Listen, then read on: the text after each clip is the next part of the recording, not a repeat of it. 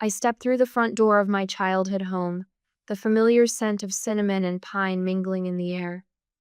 My heels click against the hardwood floor, a sound that once meant coming home. The black cocktail dress I chose fits perfectly simple, elegant, appropriate for Christmas Eve with family, my family. The word catches in my throat. Marissa, you made it. Dad's voice lacks warmth despite the crackling fire in the living room hearth. He takes my coat with mechanical politeness, hanging it without meeting my eyes. The house gleams with holiday perfection. Garland draped across the staircase, vintage glass ornaments catching light from the bay window. Mom's collection of nutcrackers standing at attention on the mantel, exactly as they've been arranged for 30 years. I move toward the living room, past the family photos lining the hallway, then stop cold. Above the fireplace hangs an enormous new portrait, at least 3 feet wide, in an ornate gold frame.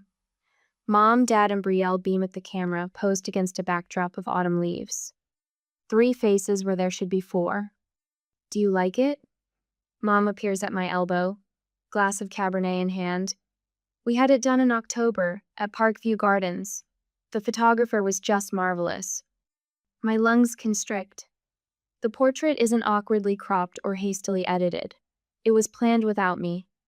They drove to the gardens, coordinated their outfits in complementary earth tones, smiled for the camera, and never once picked up the phone to include me. Beautiful. The word scrapes my throat. Mom pats my arm and drifts away, leaving me staring at the physical manifestation of what I've always known but never wanted to confirm. I am an afterthought. A footnote. The child who doesn't quite fit the family portrait. Present time. Brielle's voice cuts through my thoughts. At 26, my sister still squeals about gifts like a child, clapping as she kneels beside the Christmas tree. We gather in the living room, perching on furniture arranged to showcase the 10-foot Fraser fir that Dad always insists on, despite its ridiculous proportions for their modest living room.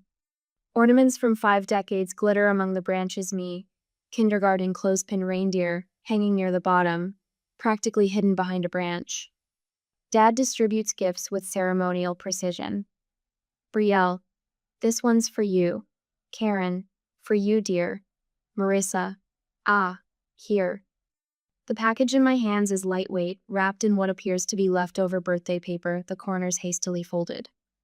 I carefully remove the tape while Brielle tears through expensive gold wrapping on a large box. Inside my package, a navy blue knit beanie, with the price tag still attached, $12.99, from the mall kiosk I'd passed on my way here. Oh my God, you didn't! Brielle's shriek draws everyone's attention as she pulls out a caramel-colored leather handbag, the designer logo prominently displayed. I can't believe you got me the Marcella tote. It's $1,500. Mom beams. You deserve something special, sweetheart. I run my finger over the scratchy acrylic of my new hat, trying to ignore the burning behind my eyes. Try it on, Marissa. Dad gestures toward my beanie without actually looking at me. I pull it over my carefully styled hair. Thanks. No one notices the tremor in my voice. My mind flashes back to the day my acceptance letter arrived from Colorado's architecture program. I burst through the front door, waving the envelope, heart pounding with pride. That's wonderful, honey, Mom had said, barely glancing up from her magazine. But you know we can't help with tuition. The timing is just bad with the market the way it is. 3 months later, they threw Brielle a lavish going-away party before her semester abroad in Florence. It's an investment in her future, Dad had explained while handing her a new credit card. Art requires immersion. I worked night shifts at the campus coffee shop, fell asleep during morning lectures, and graduated anyway. Dinner's ready, Mom announces, breaking my reverie. We migrate to the dining room, where Brielle immediately launches into a detailed account of her latest gallery showing. The curator said my use of negative space was revolutionary, she explains, gesturing with her wine glass. He's considering featuring me in the spring showcase. Mom and Dad lean forward, entranced by her every word. I pick at my turkey, waiting for a natural pause. I signed a contract with Westridge Properties last week, I finally say. They want me to redesign their entire downtown office complex. Dad nods vaguely. Mom glances at me, then turns back to Brielle. That's nice, dear, but did you hear about Brielle's piece that sold to that Silicon Valley executive? Tell her about it, Brie. I look at their faces animated as they gaze at my sister, distant when they turn to Mia and suddenly understand with perfect clarity. The miss isn't the first time they've erased me. It's just the first time they've been honest about it. Have you ever noticed the moment when you became invisible to the very people who should see you most clearly? For me, it wasn't the missing face in the portrait, it was the missing place in their hearts. I spread my rental application across my kitchen table, squinting at the small print that will determine if I can upgrade from this one-bedroom apartment with the leaky bathroom faucet. 6 years out of college, and I'm still pinching pennies. The security deposit alone is 3 weeks of careful budgeting. My phone buzzes. Unknown number. Marissa Morgan speaking. Miss Morgan? This is Rebecca Winters from the Southbridge County Records Office.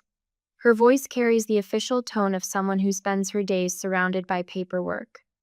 I'm calling about your property tax assessment. I think you have the wrong person. I tuck the phone between my ear and shoulder, continuing to fill in my monthly income on the rental form. You are Marissa Eleanor Morgan? Social Security ending in 4,738? My pen pauses. Yes, but according to our records, you've owned the property at 247 Maple Street in Southbridge for nearly 6 years now. We're updating tax records and noticed some inconsistencies. The rental application blurs before me. It's impossible. I don't own property anywhere. Ma'am, I'm looking at the deed transfer dated May 12, 2018. Transferred from the estate of Alvin Morgan to Marissa E. Morgan. Grandpa Alvin, my father's father. The man who taught me to build birdhouses when I was 8. The man whose funeral I stood at alone while my parents and Brielle arrived fashionably late. There must be a mistake, I say, but my voice lacks conviction. You might want to come down to our office. Bring identification.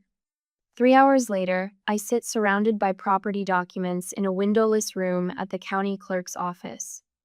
My grandfather's will rests open before me, his familiar handwriting on the self-prepared attachment. To my granddaughter Marissa, I leave my home at 247 Maple Street, knowing she alone will appreciate its bones and history. As you can see, Rebecca says, sliding another document across the table, the property has been continuously rented since your grandfather's passing. Standard rate for the neighborhood, $2,400 monthly. The rental ledger shows 72 consecutive months of payments. I do the math quickly. $172,800. Who's been collecting the rent? Rebecca taps another document. The property manager, Gerald Morgan. My father. My father, who 6 years ago told me Grandpa had left just a few keepsakes to be divided among the family. My father, whose signature appears on every rental agreement, every maintenance receipt. My father, who makes a 15% management fee on every payment. Who has been cashing checks for over $140,000 that should have been mine. The betrayal sits like ice in my stomach. Miss Morgan, are you all right? Fine, I whisper, though I'm anything but. My mind races back to Grandpa's funeral. Mom pulling Dad aside, her whispered words carrying in the empty funeral home. She doesn't need to know everything. The pieces click into place like a door locking shut. 6 years ago, Brielle's cramped apartment suddenly underwent a mysterious renovation. New hardwood floors, custom lighting fixtures, that ridiculous soaking tub she couldn't stop bragging about. Mom and Dad's sudden decision to remodel their kitchen with granite countertops. The spring break trip to Aspen where I wasn't invited because it was last minute and we didn't think you could get away from work. All funded with my inheritance. Your grandfather was very clear about his wishes, Marissa. Margaret Hollis's silver hair catches the afternoon light streaming through her office window.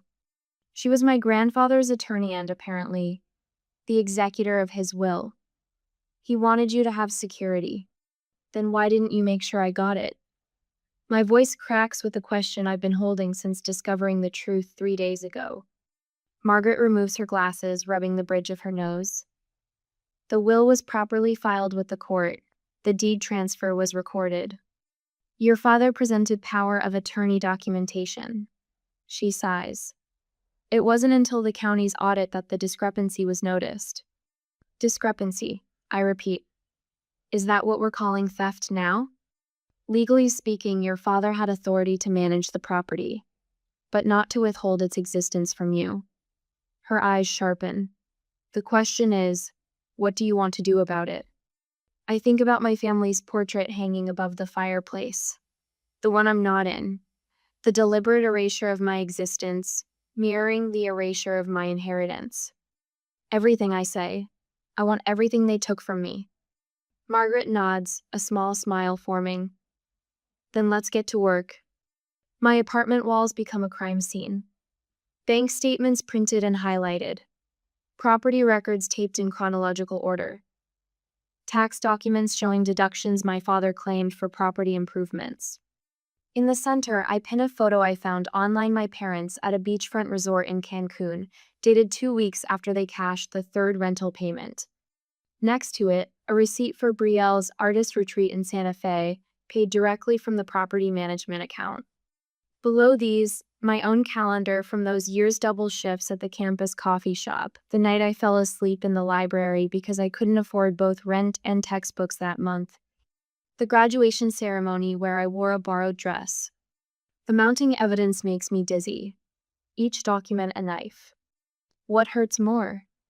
The loss of money, or the realization that my family saw me as unworthy of honesty? Would I confront the betrayal head-on, or walk away from both the money and the pain? I trace my finger over my grandfather's signature on the will. His final act was to provide for me, knowing perhaps better than I did how much I would need protection not from the world, but from my own family. To walk away would betray him twice. I reach for my phone. The ivory envelope sits on my kitchen table, a stark contrast to the scattered documents covering my apartment walls. 6 years of betrayal laid out in chronological order: property deeds, bank statements, rental agreements, my inheritance, stolen by the people who should have protected it. I hover my hand over my phone. One call could end this. I could walk away, start fresh somewhere they'd never find me. Forget the money, forget the betrayal, forget them. The photo of me at 19 stares back from the wall. Dark circles under my eyes after a double shift at the campus coffee shop, textbooks spread around me. Pinned beside it, a Facebook post from the same week. Mom, Dad, and Brielle, smiling on the slopes in Aspen. The timestamp matches a $4,200 withdrawal from my property's management account. Grandfather's voice echoes in my memory. You've got vision, Marissa. You see what could be, not just what is. He believed in me when no one else did. My finger falls away from the phone. Some inheritances aren't meant to be abandoned. You can stay here as long as you need. Jackson hands me a mug of coffee, steam curling between us and his family's guest room. Mom's already talking about making you her special Christmas pancakes tomorrow. I shouldn't impose. The words come automatically, though I've nowhere else to go. Christmas Eve with strangers feels less lonely than the silent apartment I left behind. Jackson sits beside me, careful not to disturb the papers spread across the bed. You're not imposing.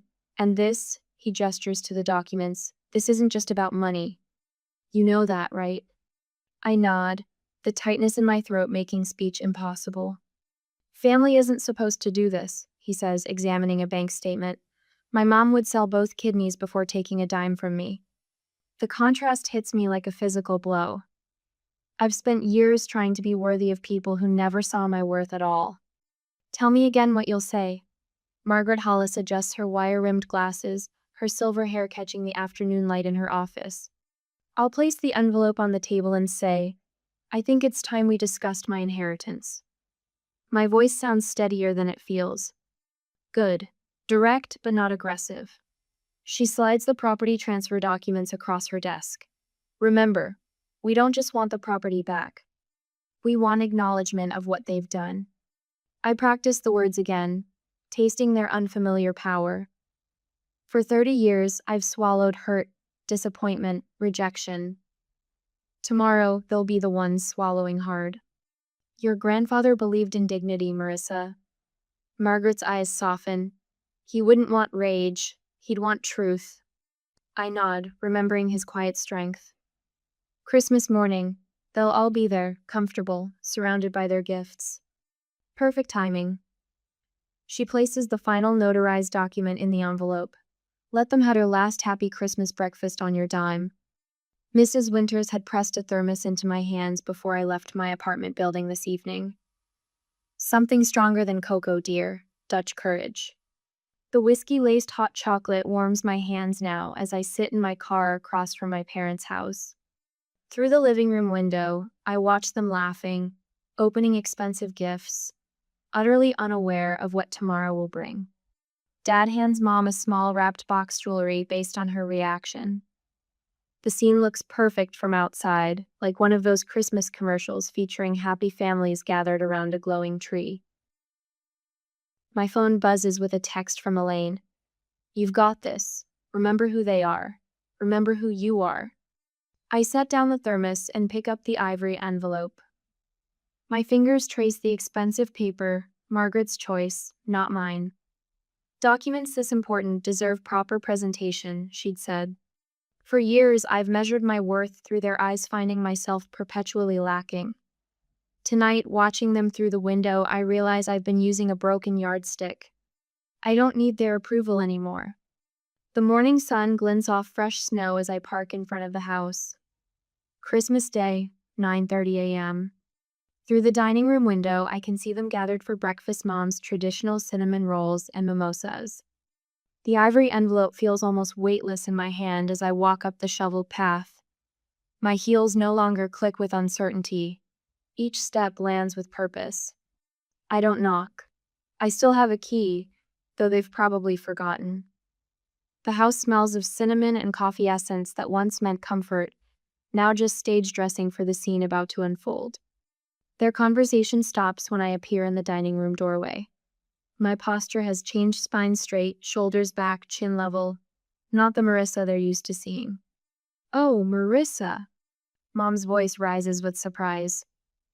We weren't expecting you today after… Well, you left so suddenly yesterday. There's plenty for breakfast if you'd like to join. Her nervous chatter dies as I approach the table without responding. Dad's coffee cup freezes halfway to his mouth. Brielle's eyes narrow, sensing something unfamiliar in my demeanor. I place the ivory envelope in the center of the table, my movements deliberate and calm. The room falls silent except for the ticking of the grandfather clock in the hallway fitting, somehow.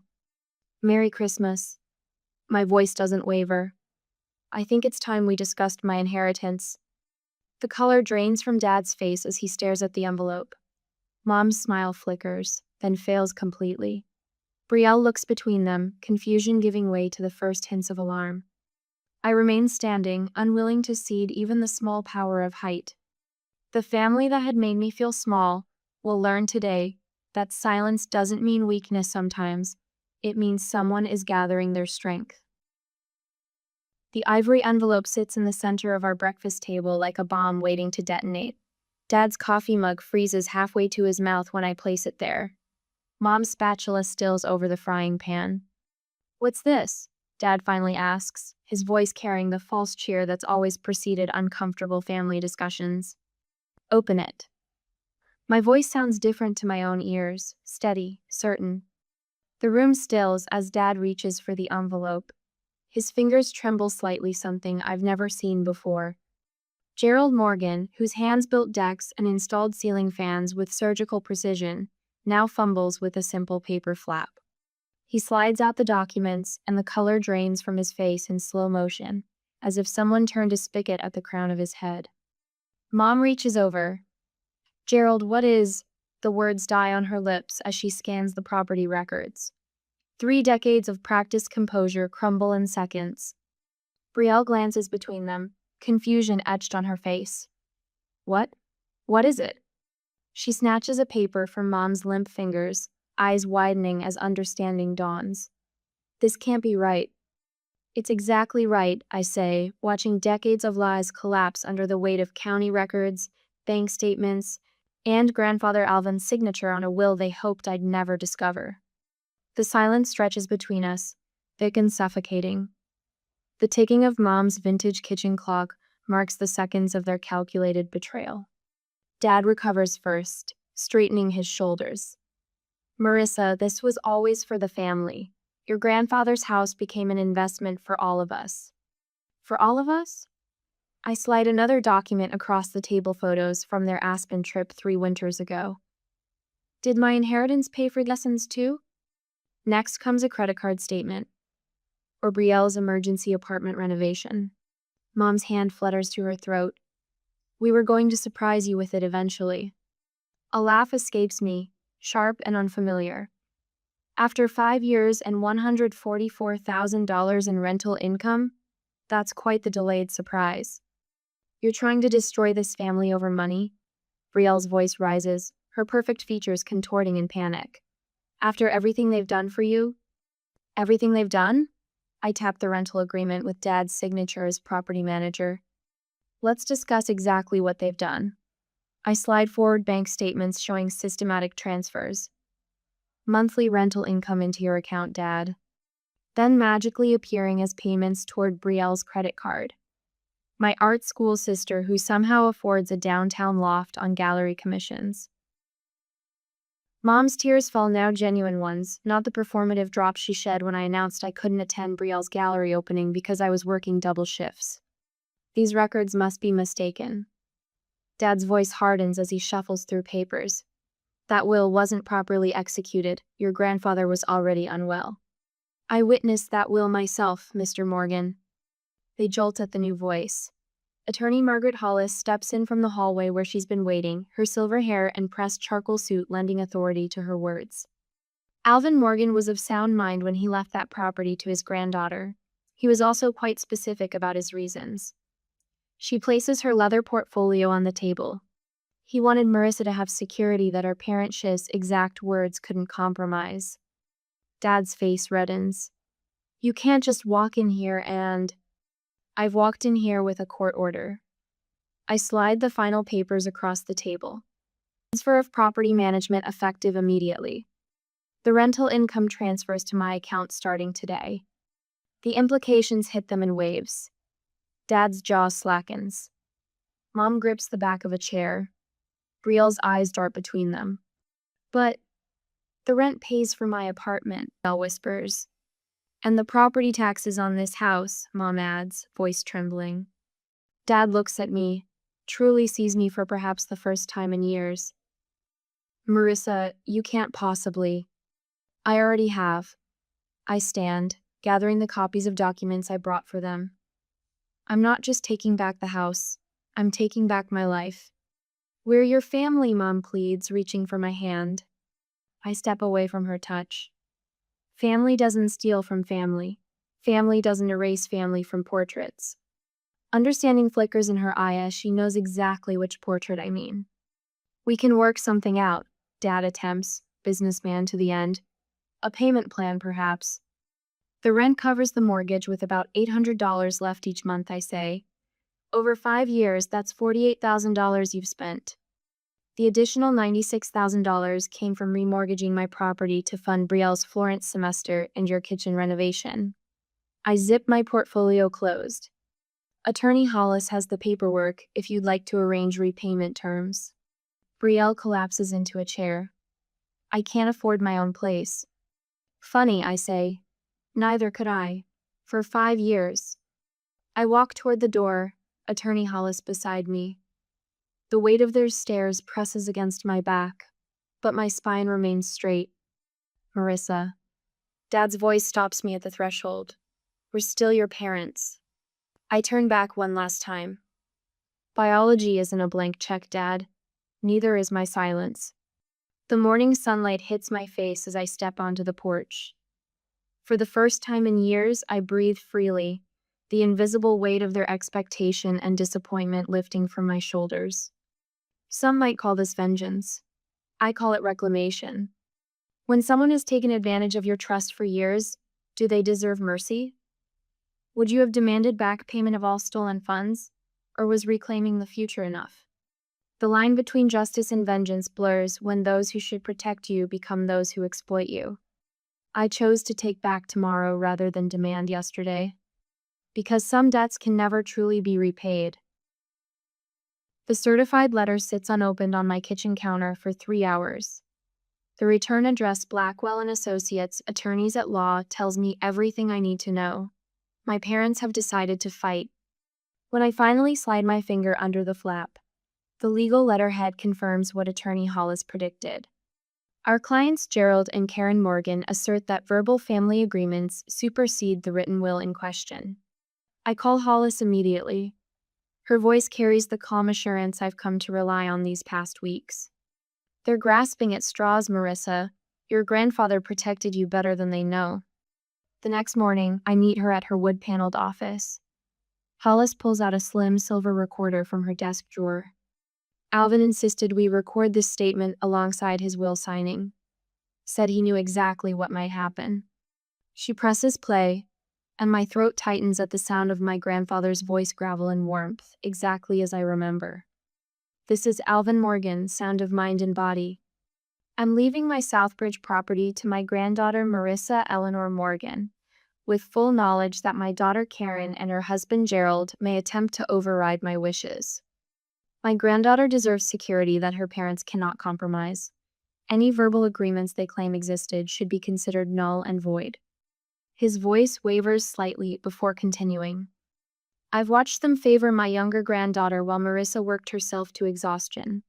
This property is my attempt to balance what should never have been unbalanced. I press my fingers against my lips, holding back unexpected tears. We have this, Hollis says, clicking off the recorder. Your grandfather knew exactly who they were. 3 days later, I drive past my father's office building on my way to meet the tenants. His silver Lexus is gone, replaced by a modest Honda. Through the street-level window, I glimpse him at a desk, phone pressed to his ear, shoulders hunched, cold-calling former clients for consultant work. At Nordstrom, my mother arranges scarves on a display table, her hands moving with unfamiliar efficiency. The store manager hovers nearby, pointing toward a rack that needs straightening. Karen Morgan now works part-time at the boutique where she once dropped thousands on weekend shopping sprees. I don't stop at either place. There's a strange absence of satisfaction in seeing their downfall. At the local coffee shop, I spot Brielle's flyer taped beside the register. Support local artists' journey, with a QR code linked to a GoFundMe page. The barista tells me she's moved back home after studio funding issues. Later that night, I check the campaign $83 raised of a $15,000 goal. Before I can stop myself, I donate $2 anonymously, under my ex-boyfriend Tyler's name. Mrs. Chambers meets me at the property with a plate of snickerdoodles, just like she used to bring my grandfather. I can't tell you how relieved I am, she says, inviting me into her ground floor apartment. Your father raised rent twice last year, but wouldn't fix my leaky faucet. Said it wasn't in the budget. I run my fingers along water stains on her ceiling, the loose cabinet hinges, the drafty window sealed with plastic sheeting. The other tenants share similar stories: consistent rent increases, minimal repairs. I'm keeping your rental rates as they are, I tell Mrs. Chambers before leaving. But I'm starting renovations next week, beginning with your bathroom. She presses her weathered hand against mine. Your grandfather would be proud. I notice she doesn't mention my parents. The letter arrives on cream stationery, my mother's familiar handwriting flowing across the envelope. I brew coffee before opening it, steeling myself. Marissa, we didn't know how much the property meant to you. Perhaps we misunderstood Dad's intentions. Maybe we can start over as a family. It's time to put this unfortunate situation behind us. No apology, no acknowledgement. Just vague implications that I'm the unreasonable one for wanting what's legally mine. I place the letter in my desk drawer without responding. They've had my silence for years. Now it's my turn to give it back. I almost miss her at Lowe's. I'm comparing paint samples when my mother appears at the end of the aisle, a basket of gardening supplies hanging from her arm. She looks smaller somehow, her designer clothes replaced by jeans and a plain sweater. Marissa. I nod, returning to my paint chips. Please, she says, her voice cracking. You've made your point. Can't we be a family again? I place the samples back in their slots, turning to face her fully. Her eyes are rimmed with red, her hands twisting the basket handle. We were never a family, I say quietly. You were just people I happened to be related to. Karen flinches as if I'd slapped her. For a moment, I see something genuine in her expression. Not the loss of money or status, but the first glimmer of understanding what they've truly forfeited. I didn't, she begins. Have a nice day, Karen. I leave her standing there, surrounded by possibilities in every color, except the ones we might have shared. Some bridges weren't built to last. Some were never really built at all. I drag the roller up the living room wall, watching seafoam green replace dingy beige. 3 coats today, my shoulders aching with the effort.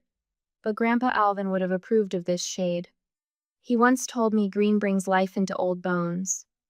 That color suits this place, Mrs. Chambers says from her perch on my stepladder. At 78, she's outlasted 2 husbands and refuses to move despite my offer to help with relocation costs. Your grandfather knew what he was doing when he built these walls. Sunlight streams through the new bay windows I installed last week, twice the size of the originals. The light catches dust motes dancing in the air, illuminating corners that have been dark for decades. He'd love what you're doing, Mrs.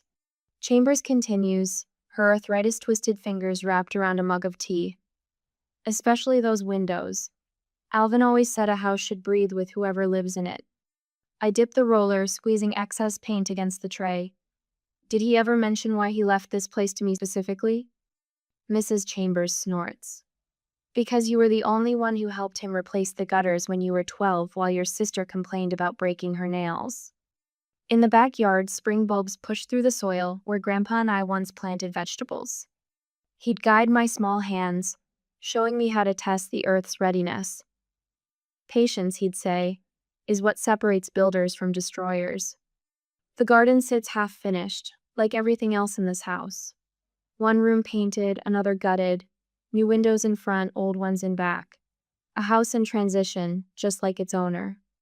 I find it while replacing the loose floorboard in the home office wall safe hidden behind a cheap print of a sailing ship. The combination takes 3 tries. Grandpa's birthday, then mine, then the year he bought this house. Inside sits a cream-colored envelope, my name written in his careful block letters. My fingers tremble as I break the seal, unfolding paper that smells faintly of his pipe tobacco. Marissa, if you're reading this, you've finally discovered what was yours all along. I'm sorry I didn't tell you directly about this house. Your parents convinced me it would be better as a surprise when you were ready. I suspect now their definition of readiness might never have arrived. I gave you this house because you build homes wherever you go. Not just with hammers and nails, but with how you make people feel welcome, safe, seen. Remember when you were 8 and helped me replace these floorboards? You insisted on measuring twice because people will walk here every day, Grandpa. That's when I knew. Tucked inside the letter is a faded photograph. Me, at 8, gap-toothed grin, holding a level against a door frame while Grandpa kneels beside me. My legs give out. I sink to the newly finished hardwood, letter clutched against my chest. Someone had seen me, all along. 2 weeks later, I drive past my parents' house by accident. Dad's Lexus is gone, replaced by a used sedan. Mom waters wilting hydrangeas in yesterday's clothes. Through the window, I glimpse Brielle arguing with someone on her phone, desperation written across her face. I don't slow down. To homes built on honesty, not obligation, Margaret Hollis raises her glass, silver hair gleaming in the light of my new dining room chandelier. Around my table sit the people who carried me through. Jackson from work, who helped install cabinetry on weekends. Elaine, who organized my legal paperwork while feeding me soup when I couldn't eat. Mrs. Winters from next door, who checks on me daily with fresh muffins and no questions. Mrs. Chambers, who shares stories about Grandpa that make me laugh until I cry. After dinner, we gather on the porch. Someone suggests a photo, and we arrange ourselves against the newly painted railing. The self-timer clicks, capturing genuine smiles. Later, I place the framed photo above my fireplace. The porch swing Grandpa's favorite spot creaks gently as I rock back and forth. Keys dangle from my fingers, catching the sunset's glow. The weight I've carried since Christmas feels lighter here, breathable. Behind me stands my house. My inheritance. Not just wood and plaster, but the recognition that I was worth something all along. Thank you for seeing me when no one else did, I whisper to the evening air. The wind rustles through new leaves on the maple Grandpa planted the year I was born. Its branches stronger now, reaching higher. I used to think that real love, was something you earned. That if I was good enough, quiet enough, independent enough, they'd notice. But real love doesn't make you disappear. Real love doesn't come with conditions. They gave me nothing, so I gave myself everything. Some family portraits don't need other people in them to be complete. The porch swing sways in perfect cadence with my breathing, as if the house itself inhales and exhales with me. For the first time in 29 years, I am exactly where I belong.